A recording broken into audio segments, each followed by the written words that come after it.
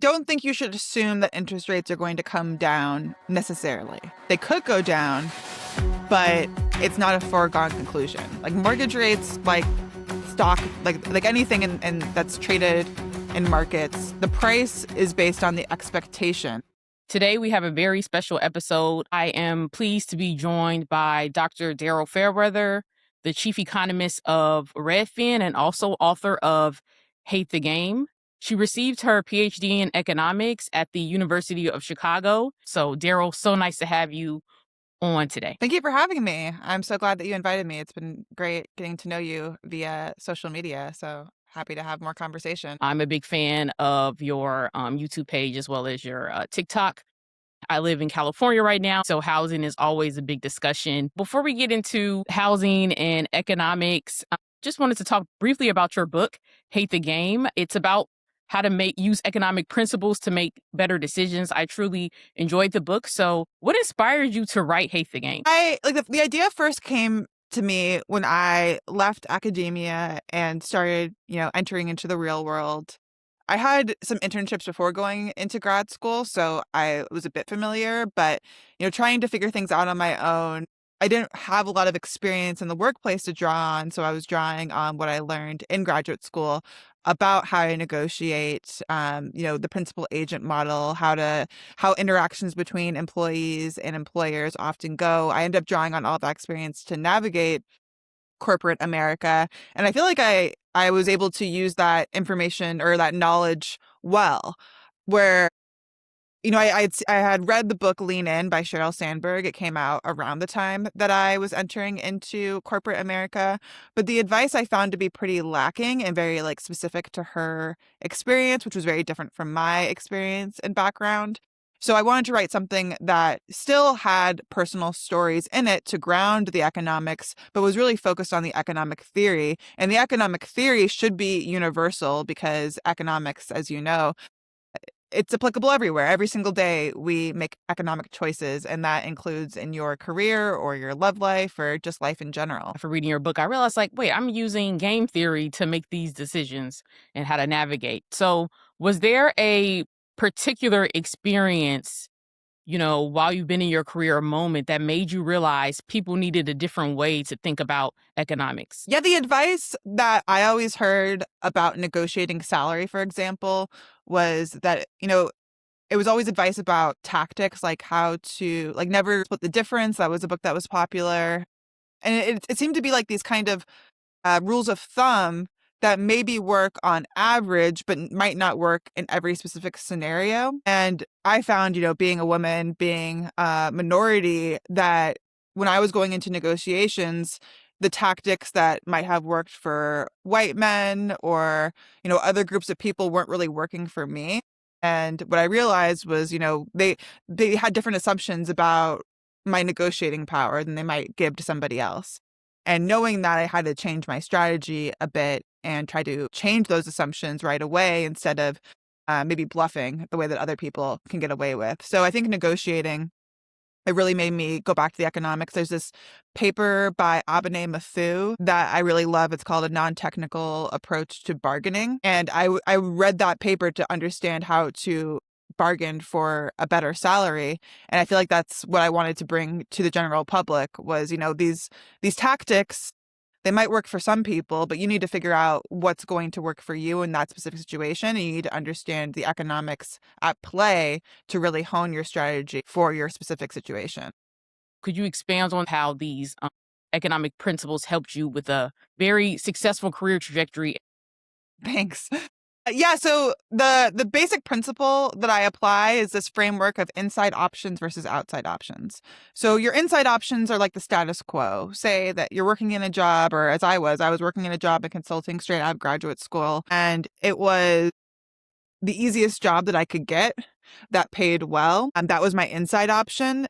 And my outside options would be to quit and find a different job, which could be, more uncertain. The inside option was like the predictable thing that really was starting to stress me out because consulting can be very stressful. It's very long hours. It's work that requires a lot of attention to detail and perfectionism. And although it paid well, it was really not a great fit for me. and the type of work that I wanted to do. But I didn't really know what my outside options were at that point. I tried to negotiate for higher pay in my consulting job in order to make me feel better about staying. Like, oh, if they just gave me more money, then maybe that would compensate me for not really liking this job, which I think is a very economist thing to think that, money can compensate for just about everything. But I wasn't able to negotiate a higher salary. And it really comes down to the fact that, like, my negotiating opponent, my boss at this consulting company, could just replace me, that he had lots of outside options. I was just fresh out of graduate school, so I wasn't that different from any other PhD coming fresh out of graduate school. They didn't necessarily need me, so I wasn't able to negotiate for higher pay, but I was able to go, and I ended up working for Amazon after working in that consulting job and gaining more skills and gaining more experience. And getting those skills and experience is what allowed me to improve my outside options to the point that I could get the job at Redfin that I have now. And I think that this understanding of economics, that, you can accumulate human capital, you get human capital from your experiences, from your education, and that needs to build over time. And having that human capital gives you better options in the workplace. And that is what gets you better negotiating power. It's not like just leaning in and asking for more. That's a necessary step, but you really have to improve your options, and you do that through gaining skills, and especially skills, I talk about this in the book, of that are differentiated. In economics, we talk about differentiated products and undifferentiated products. Undifferentiated products are easily substitutable. So if you're the type of worker that can be easily replaced, you don't have a lot of leverage to ask for more because your employer could just replace you. That's what it was like for me in the consulting job. So over time, I developed more unique skills that were less easily interchanged with just anybody else. And I think I've built a career where I really do have a very unique skill set, and that makes me really hard to replace and makes it easier for me to negotiate for both better pay and better working conditions. And hopefully when people read my book, that's something that they take away from it, is that, like, especially when you're starting off your career, you don't have really good options. You don't have a lot of differentiated skills besides maybe your education. And those things take time. And that's what you should really be putting your effort into, maybe even more than being the perfect employee at your job. You should be focusing on what skills can you get in this job that will help you get to that next level or that next place in your career that you want to be at. It sounds like the book talks about, also knowing your worth, knowing what you're capable of, and being proud in that to help when you're trying to negotiate. So, in terms of your book, if someone could only take away one lesson from the book around making major decisions in life, what would it be? Well, another reason I wrote this book was I felt like a lot of people my age and younger have grown up in an economy that is very unfair. I mean, this probably goes back, even farther, as far back as the economy in its modern form has existed. It has been unfair. But if you understand the economy, you know ahead of time where those points are going to occur where you will be at a disadvantage, and you can prepare yourself for them if you know when it's coming. And you can also, for lack of a better word, outplay the people in power so that you can progress in your career. So I think a lot of young people feel like economics, it's not worth learning. It's probably one of the most important things you can learn, because we all exist in this economy. We're going to have economic events, whether it's a recession or a layoff or AI, impacting our careers. And if we understand how the economy works and also our own microeconomic situation, we can get through it much easier. Yes, that's very true because, and during this time, making decisions off emotion without having like facts could be very detrimental because we are living in a technological shift. We're moving into AI, automation, robotics. So it does feel like the rules around work, money, and major life decisions, they're constantly changing. So for people who don't have an economics background, are there common mistakes you see people making because they're reacting to headlines instead of focusing on the bigger picture? Yeah, so my training is in behavioral economics. That's what I specialized in when I got my PhD. I now work in housing, which sounds kind of strange, but oftentimes people make really like big mistakes when buying a home, even though it is this extremely consequential decision.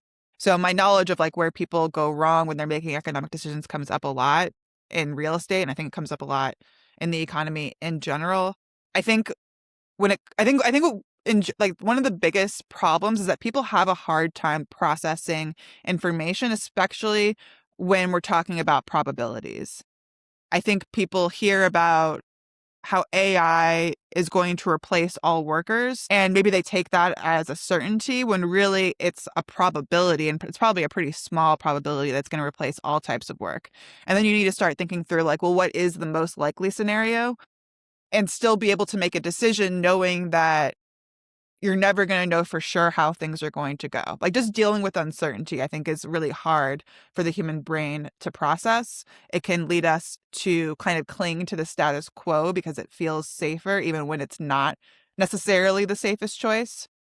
So with AI, for example, people might get so, overwhelmed by information that they just don't want to learn any AI at all. They want to stick with their status quo because that feels safer, when what they really should be doing is trying to understand how these tools work so that they can use them themselves, but also understand where those tools fall short, because where they fall short is where there could be even more of a need for human insight and labor. So I think you just have to take in all the information, try to be as rational as possible when thinking about the likelihood of these different events, and try to plan for the most likely event while still holding it in your mind that you don't necessarily know what's going to happen, which is a big ask. It's like a very, I think, mentally strenuous thing to do or to ask of someone.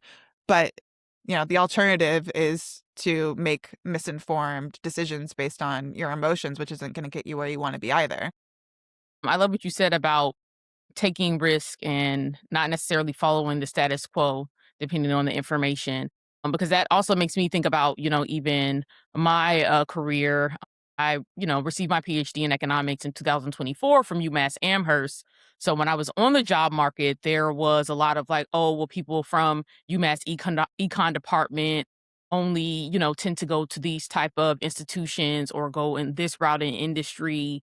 How are you able to do your research that's looking at technology and its implications on the labor market?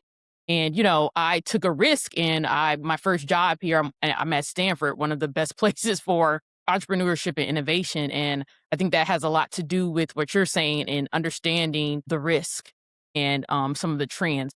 How many people feel like home ownership is becoming further out of reach? Is that actually what's happening? Yes, it is happening.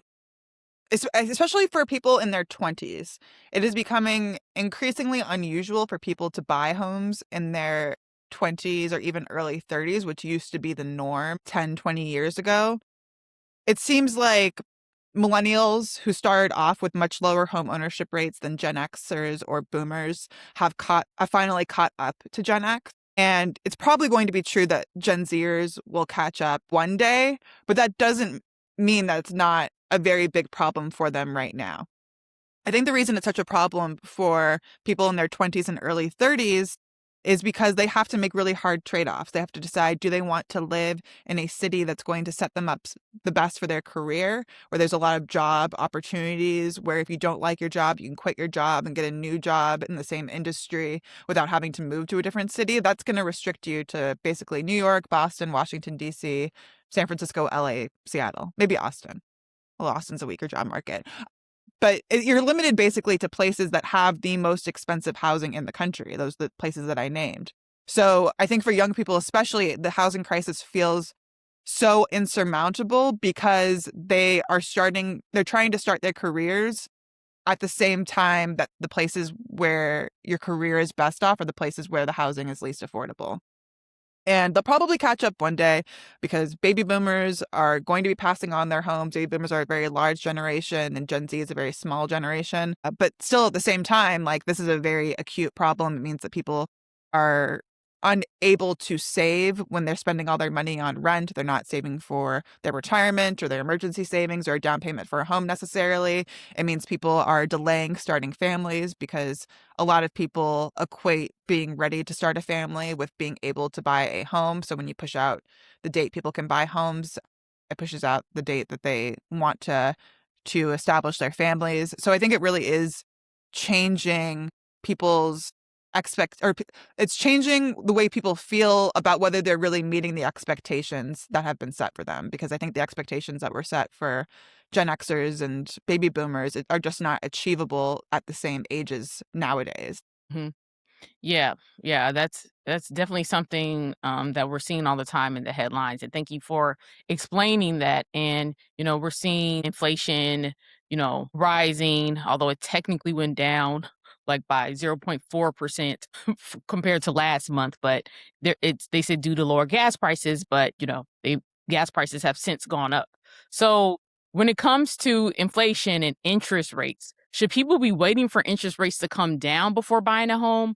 Or is that the wrong way to think about the decision? Well, I don't think you should assume that interest rates are going to come down necessarily. They could go down, but it's not a foregone conclusion. Like mortgage rates, like stock, like anything in that's traded in markets, the price is based on the expectation of how things will move in the future. So markets are looking at the landscape of the economy, what inflation is doing right now, what the labor market is doing right now, anticipating how that's going to change in order to decide like what is a reasonable rate of return for a mortgage-backed security or for a mortgage in general. And if because right now the mortgage rate on a 30-year fixed rate is about 6.5%, there's no reason to believe that that's going to change. Maybe we'll get a better inflation print next month that sends it a bit lower. Maybe the conflict in Iran will resolve itself and oil prices will come back down. But people who are betting on these mortgages, they're thinking about the long term because a mortgage lasts for 30 years. Usually it's paid off in about 10 years, but it could last for 30 years. So it's really like a long term expectation. A lot of what we're talking about is already baked in, or the expectations are already baked in. So we'd have to have something kind of surprising happen for mortgage rates to come down, and surprises are never guaranteed. So yeah, that's just my spiel on like why you shouldn't buy a home with the assumption that mortgage rates will come down, because they might not, and then you're going to be stuck with your higher mortgage payment. I think what really comes down to is whether you can afford a home that you would want to stay in for the long run. Because if you stay in the home for the long run, eventually the cost of owning a home will approach or equate to the cost of renting that same home. Because the more people who decide to rent, the higher rents go, and those two things tend to converge over the long run. So if you stay in the home for a long time, eventually you should at least be as well off as if you had rented it, and you will be paying down the home and paying equity, and you'll get tax benefits from our tax system with the mortgage interest deduction, the way that property taxes are deducted, and you should end up like being a bit better off, maybe much better off if home prices go up. But anyway, it all comes down to, are you ready to stay in that home for the long run? And can you afford the kind of home that you would want to stay in for the long run? And then it stops being about what's happening in the market, and it starts just becoming this very personal decision about whether you're ready to lay down roots and whether you can afford the kind of home that you would actually want to be staying in for the long haul. Okay. No, thanks for sharing that. So, in your opinion, is the model of the American dream in terms of, typically you're taught to get a starter home and then, live there for a little while, let it build equity. Then you sell that home and you move into a home where you raise your children. And then after that, you may keep it or you may sell it to move into something smaller or to a retirement community. Would you say that that model is disappearing? Like, is there data that's showing that? Yeah, I think that model is disappearing. Like starter homes have become really rare, the kind of home that would be affordable to somebody who is in their late 20s, say. And the reason why we don't have enough starter homes is because we don't zone for them to be built. We have single family zoning, which restricts the amount of homes we can put on a single plot of land. We have, you know, zoning that makes it so that even the plots of land are exceedingly large. We could be having smaller plots of land for each home and putting those homes closer together the way that you see in, say, Boston or Washington, D.C. They're called row houses or townhomes. We could be building more duplexes and multifamily homes, but we have not been prioritizing that whatsoever over the last decade and a half. And so we don't have starter homes available for people in their 20s. And so what ends up happening is that people rent longer. And then when they do decide to buy a home, they skip the starter home altogether. I think that's more common now because if you do the math on owning a condo versus renting an apartment, it's very obvious that it's cheaper to rent the apartment than own the condo right now because we have too many one bedroom and single bedroom condos available and apartments available right now, or not too many, but we have a larger supply of them because those types of homes are easier for developers to build than this kind of missing middle housing that would be appropriate for people getting that starter home. But anyway, yeah, I think it has broken down. I think that there aren't enough starter homes, and so it's more like this big jump that happens where people go from renting, say, a one bedroom apartment to owning a larger home. Okay. So what what's one misconception that people have about today's housing market that is not necessarily true, like a particular piece of advice that you think people are hearing all the time that isn't supported by the data that you all have at Redfin? Well, one big myth, and this relates to recent legislation, the Road to Housing Act, is that Wall Street is buying up all the homes. When you actually look at the data, private equity firms or large investment firms own like maybe 1 to 2% of homes at most, which isn't really enough to cause a housing shortage or manipulate prices the way that people think that's happening. The real culprit is that we have a lack of homes available, especially homes that are affordable. And as homes become less and less affordable to buy, more people need to rent. And then these companies come in to buy the homes to rent them to the people who can't afford to own them. So it's more of a symptom than a root cause of the problem. And I think that's where people get wrong. People don't want to blame this. Like the real bad guy in the housing market is your next door neighbor who owns a single family home who thinks that the neighborhood doesn't need any more housing. Homeowners oftentimes develop these NIMBY, not in my backyard attitudes, where they support the idea of housing abstractly, but then when a new housing development is proposed in their neighborhood, they uh, they don't want it at all, and that happens all around the country. And then housing doesn't get built anywhere, and this is what's been happening since around since the foreclosure crisis. We just haven't been prioritizing housing, and we've just left. We've fallen really far behind, about 3 million housing units behind in terms of what we need for this Mm, country. wow, 3 million, and that's the not in my backyard. That's a big concern here in the county that I live in. California has these mandates for affordable housing, and the county that I'm in, not all cities are in compliance with that, but it's something that I see all the time. So that's very interesting, and I just want to hone in on that point that the zoning and the people who've been in the community maybe for a while that don't want these additional options could be impacting the housing market. So what is your advice for people, and how do you should people what are some steps that people could take to encourage people who represent their community, to encourage them for like maybe pushing for better zoning laws?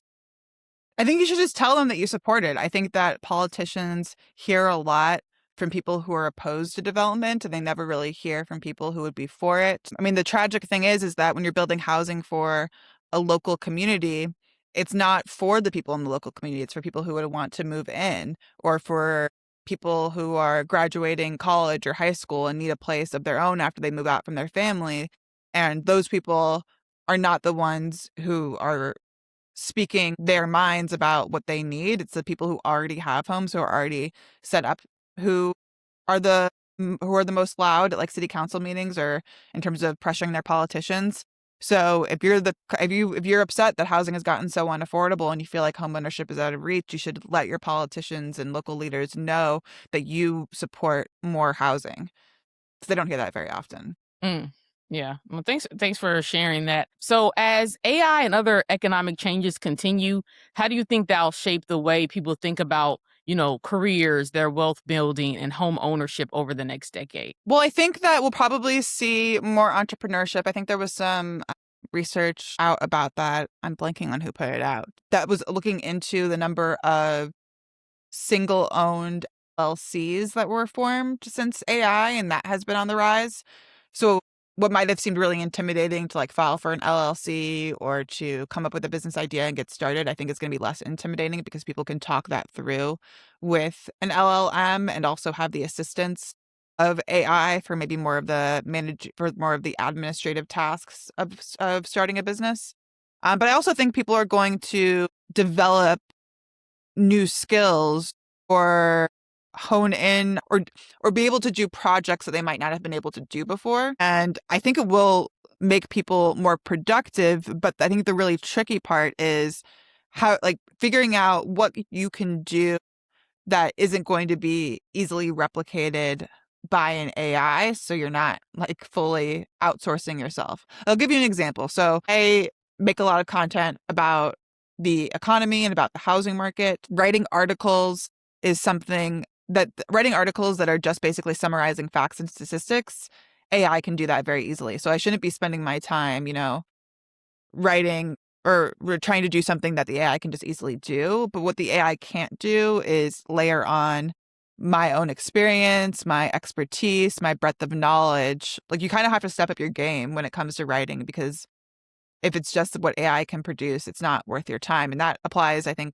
to so many different job skills where it's not good enough to just do what AI can do. You have to figure out like what is your human ad because that human ad is probably going to be even more important because as companies compete with one another, it's not going to be good enough to just do what AI can do because any other company could do that too. Companies are going to need ways to differentiate themselves, and I think that human talent is going to become the only differentiator in a world where AI can do all of the automated tasks cheaply and quickly. Yes, I talk about that on my page when it comes to the importance of developing, human skills and also critical thinking skills and not just focus on technical skills. I call it skill stacking. It's going to be very important as AI and quantum computing continue to advance. If you could leave the viewers with one piece of advice and why they should purchase your book in today's economy, what would it be? I think that what economics can give you is self-confidence. It's so hard to know whether or not you're making the right decision. And I think when people are unsure if they're making the right decision or not, they don't make a decision at all. And right now, you need to be decisive, especially in this economy where everything is changing so quickly. If you're able to act quickly and feel confident in your decisions, you're going to be one of the people that gets ahead in your career faster than others. And reading my book and learning economics, it will enable you to be more decisive, to make those decisions more confidently and not agonize over them or focus on the wrong information. You'll be able to hone in on what truly matters for that decision. I think that's one of the great things that economic thinking can offer you. Economics is great, like you say, to learn, and building that self confidence is extremely important. So thanks so much, Daryl, for joining me today. And for those who are watching and they want to follow you, where could they find you? You can find me on YouTube. Just search for Daryl Fairweather. I'm also on Substack and all the social media, TikTok, Instagram, Twitter, Blue Sky. I'm everywhere, but I'm putting a lot more effort into YouTube these days. So if you're going to subscribe anywhere, subscribe there. Thanks everyone for listening. You can find Daryl on YouTube. I'll have the links in the description below, as well as a link for Hate the Game. I'll see you guys next time.